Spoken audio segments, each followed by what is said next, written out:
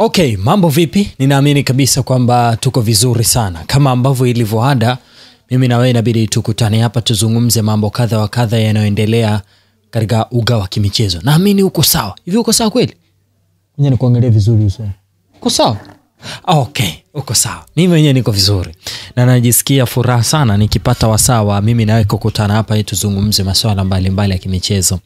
Tumesalia na timu moja peke yake kwenye michuano ya kimataifa, kwa maana kwenye kombe la shirikisho barani Afrika tumesalia na kikosi cha Simba Sports Club. Ndio timu peke yake ambayo tulionayo katika michuano hii ambayo inaendelea kuwakilisha taifa letu. Wakati hii michuano inaanza tulikuwa na takriban timu 4 kwenye michuano. Timu 2 kwenye michuano ya klabu bingwa barani Afrika na timu 2 kwenye kombe la shirikisho barani Afrika. Timu 2 ilikuwa ni timu ya Simba, kombe la klabu bingwa barani Afrika ilikuwa ni Yanga pamoja na Azam FC, huku kwenye kombe la shirikisho alikuwa Simba. Simba amefanya vizuri, zilikuwa timu 4 na tuzungumzie hususan hizi timu 3 kwa sababu ndo zimekuwa zikifika huko mara kwa mara. Simba, Yanga pamoja na Azam FC. Yanga ameishatoa makundi. Kama utakumbuka mchezo wa mwisho ambao yeye alicheza na USM Alger, alistahili kushinda katika uwanja nyumbani, lakini isivyo bahati kwake akajipata amepoteza ule mchezo. Lakini pili akashindwa, alipata sare na akatolewa kwenye michuano. Azam FC yeye alitolewa kabisa kwenye raundi ya pili ya michuano. Wakati Simba ameendelea kungangana mpaka hapa tunamuona kwenye hatua ya quarter final. Mara nyingi sana Simba amepambana na kufika kwenye hatua ambayo kwangu mimi nasema wameshazoea kufika hapo ambapo wanastahili kufika. Nataka tuitazame safari ya Simba kutoka Dar es Salaam mpaka kufika pale Misri ilikuwa ni safari ya namna gani. Kwanza ya kupasa kujua kwamba kutoka hapa Dar es Salaam mpaka Misri ni zaidi ya kilomita 4246 angani. 4246 angani. Lakini pili kwa nauli ya mtu mmoja ni kati ya milioni 1 na 77,550.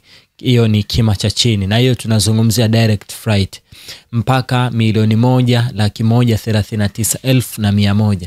Hiyo ndo gharama ya chini ya tiketi ya ndege kwa mchezaji mmoja. Ni ile kufahamisha wachezaji wote ambao Simba wamesafiri nao zaidi ya wachezaji 20. Ukiweka na technical bench hapo unaweza ukawa unazungumzia zaidi ya watu 35 ambao wamesafiri na kikosi cha Simba. Hao inabidi waende na inabidi warudi. Hapo unaweza ukawa umepata majibu kwamba kuna baadhi ya wachezaji ambao hawajasafiri na timu, sio kwa sababu mbaya, ile ni kwa sababu ya kupunguza hizo kosti. Hiyo ni eneo la usafiri, hujazungumza mchezaji atafikia wapi. Lakini hiyo ni safari ya kutoka Tanzania mpaka Cairo. Walivofika Cairo ilikuwa inabidi watoke kwenye jiji la Cairo na kuelekea Ismailia, sehemu ambapo timu ya Al Masry inapatikana.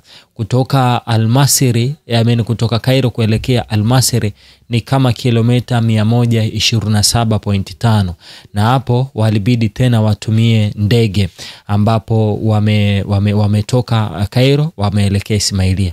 Mind you kwamba kutoka Dar es Salaam mpaka Cairo unatumia takriban saa 5 na dakika 45 kwa ile ndege ya moja kwa moja, na ndio ndege ambayo Simba wameondoka nayo, kwa sababu ametoka hapa alfajiri na wamefika kule kwenye majira ya saa 4 kuelekea saa 5 ndipo ambapo walikuwa nafika, kwa sababu walitoka huku mapema.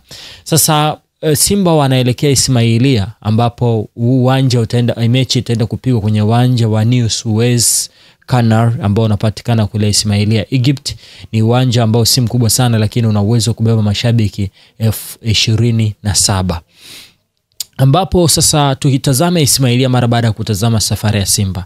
Hawa Ismailia wameshiriki michuano ya kombe la shirikisho barani Afrika mara 5.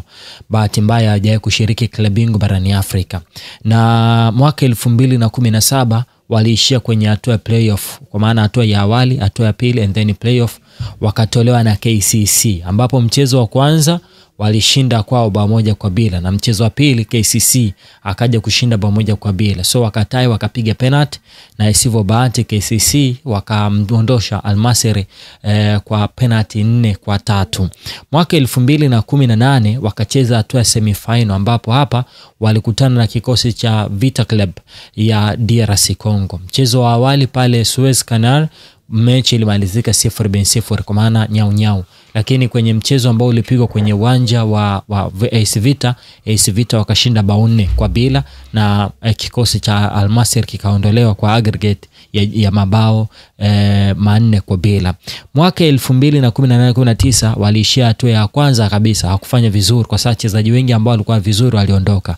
Na hapo ndo ulikuwa msimu ambao timu kama Future pamoja na Pyramids walikuwa wameanza kuwekeza kwa kiasi kikubwa na wakajikuta wamebanguliwa kwa kiasi fulani. So hapa wakatolewa na timu ya Burkina Faso inafahamika kama Salitas. Mchezo wa kwanza walienda kufungwa 2-1 na mchezo wa pili wakashinda 1-0, lakini haikuwa na faida kwao, wakaondolewa kwa aggregate ya 2-1.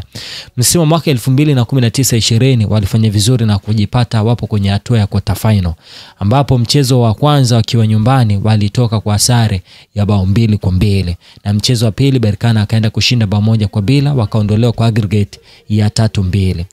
Mwaka 2021-22 quarter final pia ndipo ambapo walipofikia, na hapo wakacheza na kikosi cha Berkane kwa mara nyingine tena. Mchezo wa kwanza nyumbani wakafungwa bao 2-1 na mchezo walishinda bao 2-1 wao wenyewe Al Masry, na mchezo wa away wakaenda kufungwa bao 1-0.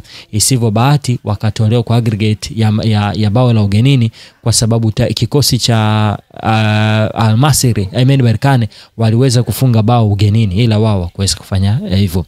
Ukitazama kwenye ranking kwa maana vile viwango vya ubora, ukianza na FIFA Club ranking wapo kwenye nafasi ya 383 kwenye vilabu vyote duniani wakiwa na pointi 1457. Barani Afrika wapo kwenye nafasi ya 23 barani Afrika ukichukua vilabu vyote wakiwa na pointi 1457.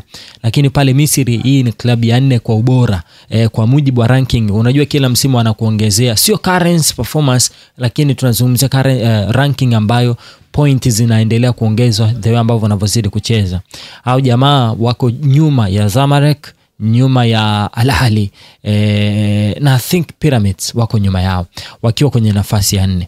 Kocha wao sina uhakika na kocha mpya kwa sababu kocha huyu inasemekana ameondoka Februari 25 ndipo ambapo ameondoka. Sina uhakika na kocha mpya, ila kocha wao alikuwa anaitwa Ali Maher ambaye alikuwa na miaka ambaye mpaka sasa ana miaka 51. Amefundisha timu mbalimbali kama mwaka 2017-18 alifundisha kikosi cha Ali Asonti. Mwaka 2018-19 mwaka 2018 akafundisha kwenye kikosi cha Asamoah, na mwaka 2018-19 akafundisha kwenye kikosi cha ANPPI, na mwaka 2020-2021 akaja Al Masry akafundisha kwa msimu mmoja, akaondoka akaenda Future akafundisha kwa misimu miwili. Mwaka 2023 akarudi Al Masry. I don't know kama bado yupo, lakini taarifa ambayo ilinambia ni kwamba ameshaondoka. Akiwa Future alishinda kombe moja ambalo ni kombe la ligi FA ya ndani, lakini kwa ujumla wake katika maisha yake ya soka ameviongoza vilabu vyote hivi vyote nilivyovitaja katika michezo 198. Kwenye michezo 198 ameshinda michezo 81, amesare michezo 66 na kupoteza michezo 51. Winning percentage yake ni 40%. Anapenda mfumo wa 4-2-3-1 ambao hujapishana sana na mfumo anaopenda Fadru. Msimu huu kwenye michuano ya kombe la shirikisho barani Afrika, Al Masry wamecheza jumla michezo 8, wameshinda michezo 4, wamesare michezo 2 na kupoteza michezo 2. Kwenye ligi kuu wapo kwenye nafasi ya 4 wakiwa na pointi 55 nyuma ya Al Ahly, Zamalek, Pyramids, alafu wao ndo wanaofuata. Thamani ya kikosi ni euro milioni 9.55 sawa sawa na bilioni 27,212,725,000. Hii ndo Al Masry ambayo itaenda kucheza na klabu ya Simba. Taendelea kukupa update kile kinachoendelea, lakini nitaji ni kueleze kidogo tuweze kuyafahamu hayo kuhusu wao. Wewe unasemaje katika hili? Let me know katika comment na utakuwa umefanya kazi nzuri. Asante.